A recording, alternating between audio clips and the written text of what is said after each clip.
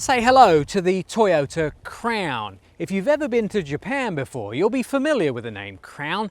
It's been around for around 70 years, but this Crown is very different from anything we've seen before.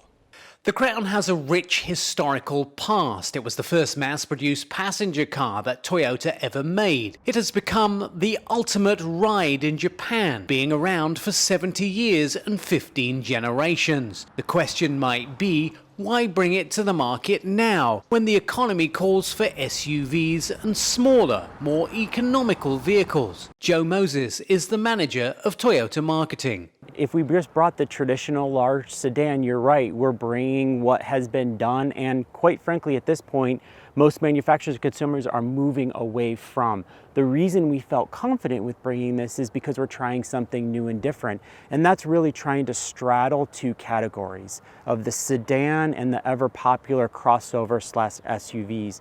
And by being able to try to blend both of those worlds together and approach it in a new, fresh way, we still feel like there's opportunity and potential in that part of the market.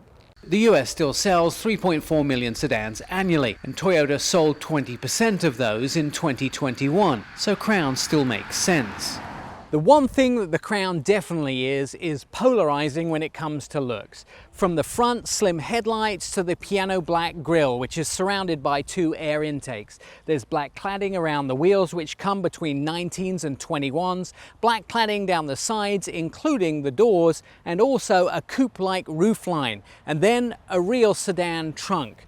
Those rear lights, very dynamic, and this vehicle rides much higher than the Camry. Toyota priced the Crown starting at just below $40,000 and into the low $50,000 range for the top models. The interior is very different from the Avalon which it replaces. More of a Toyota and less of a Lexus feel than the Avalon had. The Crown actually has a whole number of drive modes. There is a little drive switch that allows you to change those drive modes, and you can go everything from eco to comfort to normal, sport, sport plus, and even customize your drive modes, which is nice if you so desire to race somebody on the on-ramp and be the first away from the traffic lights.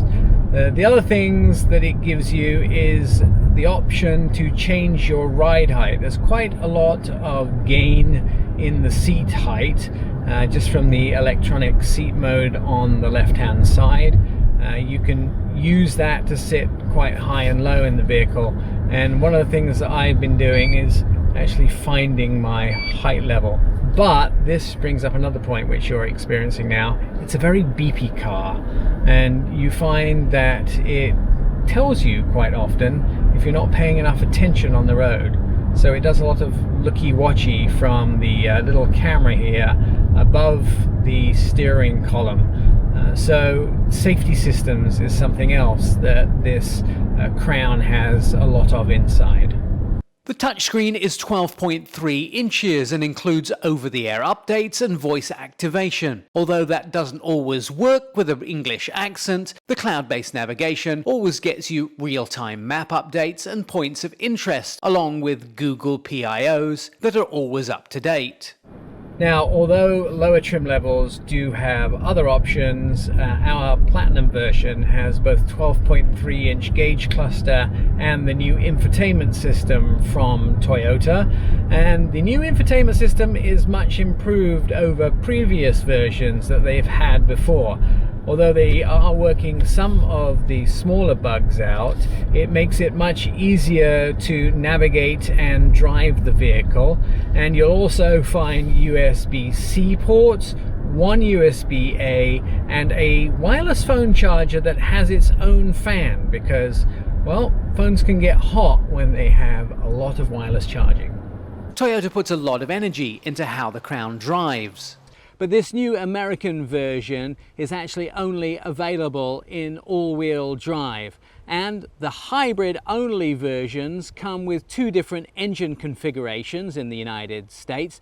The Hybrid Max, this particular one, has 340 horsepower, goes 0 to 60 in just 5.7 seconds, while still giving you great fuel economy. Akihiro Sarada is the chief engineer of Crown from Japan. We spoke to him through a translator and asked him about the future of Crown.